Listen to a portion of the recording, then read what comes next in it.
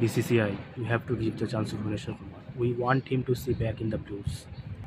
কি পারফরমেন্স দিচ্ছে, একটা পেস বোলারের কী চাই, শুধু পেস দিয়ে একটা পেস বোলার হয় না। ভুবনেশ্বর কুমারকে পেসের জন্যই বাদ দেওয়া হয়েছে, পারফরমেন্স ছিল ভুবনেশ্বর কুমারের। উমরান মালিককে চান্স দেওয়া হয়েছিল T20 আইতে পেসের জন্য, কী লাভ হলো, পেস দিয়ে সব হয় না। ভুবনেশ্বর কুমারের এখন তুমি যা পারফরমেন্স দেখতে পাচ্ছ এটা আগাগোড়াই ছিল। Not only that, not only the T20 আইস but also in the red ball cricket.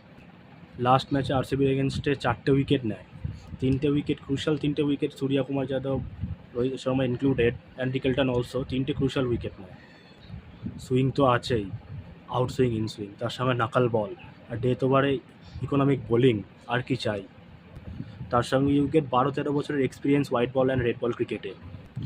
এখন ইন্ডিয়ার T20 টিমে মেন বোলারকে white ball bowler Bumrah, Jasprit Bumrah, তারপরে Harshdeep highest wicket taker, Hardik পান্ড্যাকে as a fourth ball option আমরা দেখি, কারণ প্রসিদ্ধ কৃষ্ণার কোনো পারফরমেন্স নেই। হর্ষিত জানার চোট, ফুললি ফিট হয়নি, জানি না কবে ফিট হবে। আর আরসিবি 18 বছর পর যখন জেতে IPL, ভুবনেশ্বর কুমারের একটা মেজর রোল ছিল।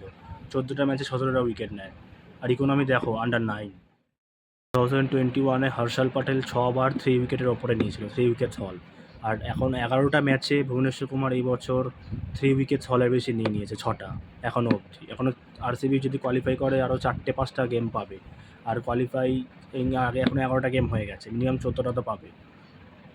IPL-এর হিস্ট্রিতে most successful pacer Bhuvneshwar Kumar. So the question arises, are we going to see Bhubaneswar Kumar back in the Blues? Let's see.